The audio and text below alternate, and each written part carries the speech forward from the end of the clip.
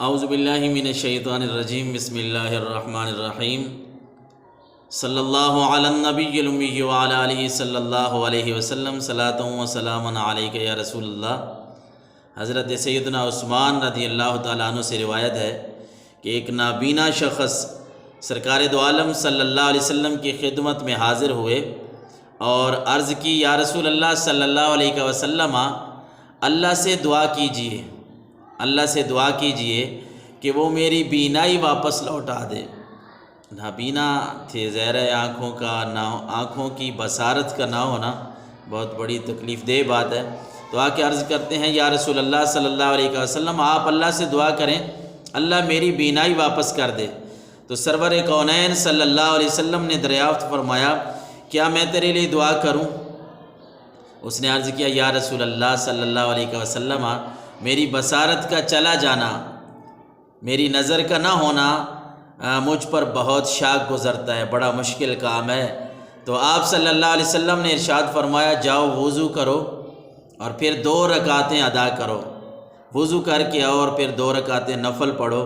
اور اس کے بعد آقا کریم علیہ الصلاۃ والسلام نے اسے یہ دعا سکھائی کہ وضو کر کے 2 رکعتیں نفل پڑھ کے پھر یہ دعا مانگنی ہے، اللہم انی اسألک و اتوجہ الیک بنبی محمد نبی الرحمت یا محمد انی اتوجہ الی ربی بک ان یکشف لی عن بصری اللہم شفعہ فی وشفعنی فی نفسی۔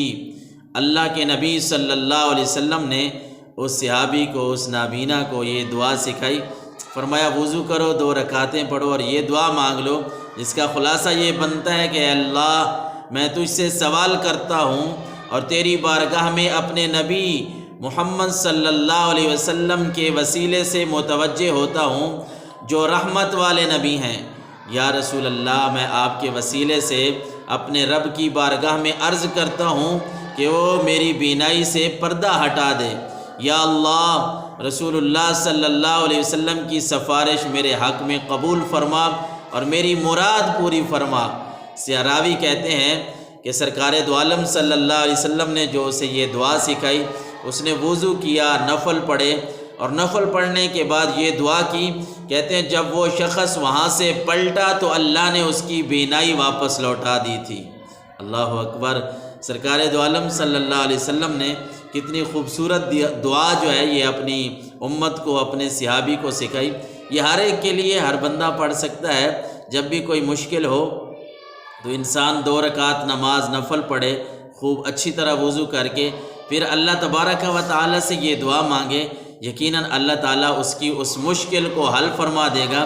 پھر سن لیجئے گا دعا کیا ہے، اللہم انی اسألک و اتوجہ الیک بنبی محمد نبی الرحمت یا محمد انی اتوجہ الی ربی بک ان یکشف لی عن بصری اللہم شفعہ وشفعنی فی نفسی۔ جب بھی کوئی بندہ مشکل میں اچھی طرح وضو کر کے 2 رکعت نفل پڑھ کے یہ دعا مانگتا ہے، اللہ تعالیٰ اس کی مشکل میں آسانی پیدا فرما دیتا ہے۔ اللہ تعالیٰ سمجھنے کی توفیق عطا